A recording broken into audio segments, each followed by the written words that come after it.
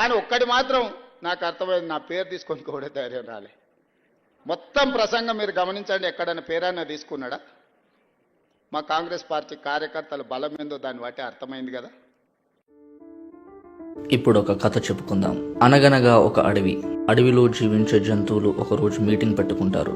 అడవికి రాజైన సింహం అడవిలో జరుగుతున్న అన్యాయాల గురించి చెబుతూ, మన కష్టాలను జయించాలి అంటే మనము అందరం ఐకమత్యంతో ఉండాలి అని మిగిలిన జంతువులను చైతన్యపరుస్తుంది. అయితే ఈ మీటింగ్ ను దూరంగా ఒక పెద్ద తోడేలు గమనిస్తూ ఉంది.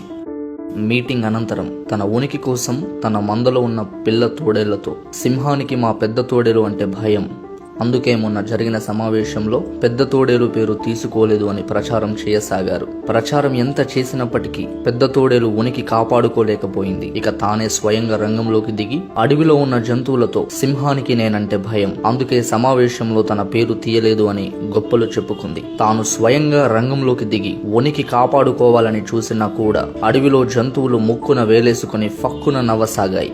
ఎంత చేసినా ఎందుకు ఉనికి కాపాడుకోలేకపోతున్నా అని మదన పడుతున్నప్పుడు అటుగా వెళ్తున్న 40 ఏండ్ల అనుభవం ఉన్న తోడేలు ఈ పెద్ద తోడేలు దగ్గరికి వచ్చి, మనం తోడేళ్ళం, మన బుద్ధి ఏంటో అడవి అంతా తెలుసు, నేను కూడా నీలాగే సింహాన్ని నాశనం చేద్దామని చూశాను. 40 ఏండ్ల అనుభవం ఉన్న నేనే సింహం కొట్టిన దెబ్బకు ఈ అడవి వదిలి వెళ్ళిపోయాను. ఆ సింహం నీ పేరు కూడా తీయలేదు అంటే నువ్వు తన స్థాయి కాదు అని అర్థం. అయినా కొండను చూసి కుక్క మురిగితే కొండకు చేట. ఈ కథ మొత్తం విన్నారు కదా.